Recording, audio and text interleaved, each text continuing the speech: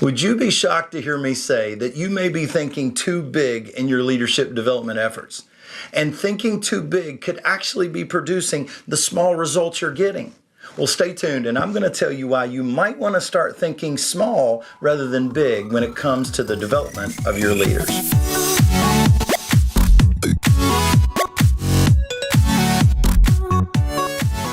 Hey guys, this is Mac Lake bringing you tips, tools, and techniques to help you develop more and better leaders. You know, we all tend to think it's the big things that produce big results. So wouldn't it make sense that big leadership development events or efforts would produce the big result of more leaders? Now, we may not say that, but a lot of times we certainly act like that's true.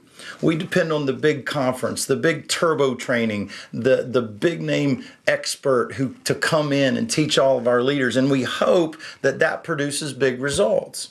But it's not those big things that produce the best transformation in someone's leadership competencies. It's the small things. It's the small word of encouragement, the small piece of feedback, the small challenge. It's giving them a small responsibility and let them try some aspect of leadership. Those small things repeated over time make a big difference. So my preferred form of development is not the big event, a room filled with 300 people. It's sitting around the table with 2 or 3 people. Now let me give you the reason why I believe smaller is better. Reason number 1, with smaller, you can model leadership for them. Modeling is one of the most important and the most powerful forms of development. But in a large setting, it's nearly impossible to have an effective modeling experience. But when you think smaller, you can look at the individuals you're training and say, hey, come watch me. Come to this event. I want you to watch some things. You can say, hey, I'm going to be leading this group tonight, or I'm going to be leading this event tonight. And I want you to come watch, and I want you to see how I cast vision, or how I facilitate discussion, or how I ask questions, or how I provide soul care, whatever it is you want them to watch. Now, this doesn't mean that I model it perfectly. It means they get to learn from the good and the bad of my example. Those I'm training, a lot of times they're shocked when in the middle of an event, in the middle of a training or whatever I'm doing, I'll stop sometimes and I'll look at them and I'll say, okay, now let me tell you what I just did wrong. And I'll tell them what I did wrong, and I'll teach off of that. And a lot of times they'll ask me, hey, why do you do that? Why do you stop right in the middle and tell us where you messed up? And I tell them it's because in me messing up, that's a great learning moment, and I don't want you to miss the opportunity to learn from what I did wrong.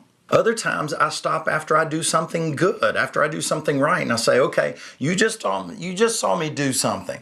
I want to tell you why I did it that way, how I did it, and I want us to learn from what I just did right.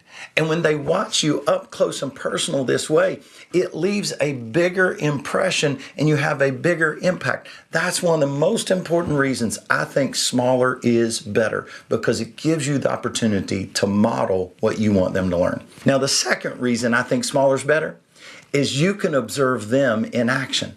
One of the challenges with big event trainings is you're giving leaders the information they need to learn to lead, but you never get to watch them put it into practice. So imagine that you're teaching 30 leaders how to cast a clear and compelling, effective vision. And then they leave having all the information they need to execute that competency. But I tell you what, I promise you, only a small percentage can take that information and effectively execute what you taught them.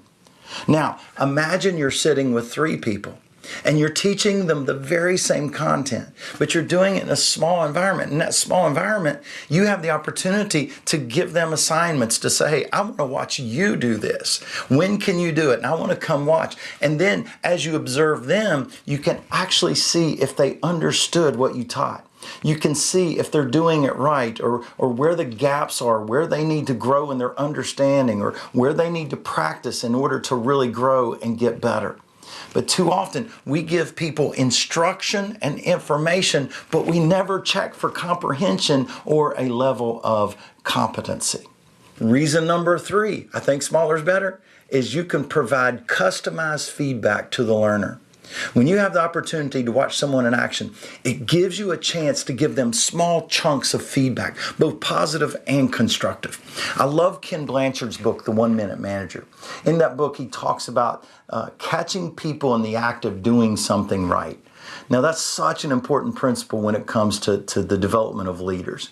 And when we give them a praising for something they did right, what it does, it reinforces the behavior that you want to see them exhibit on a consistent basis. We have to understand this principle that what gets rewarded gets repeated. Now, Blanchard also talks about giving people redirection or constructive feedback. Now, this is simply, seeing where they're not getting it, where they're not doing it correctly, and it's just giving small redirections in their behavior to help sharpen their leadership competency. And guys, I want to tell you, it's this type of feedback, observing them, giving them feedback, that is absolutely transformational for leaders.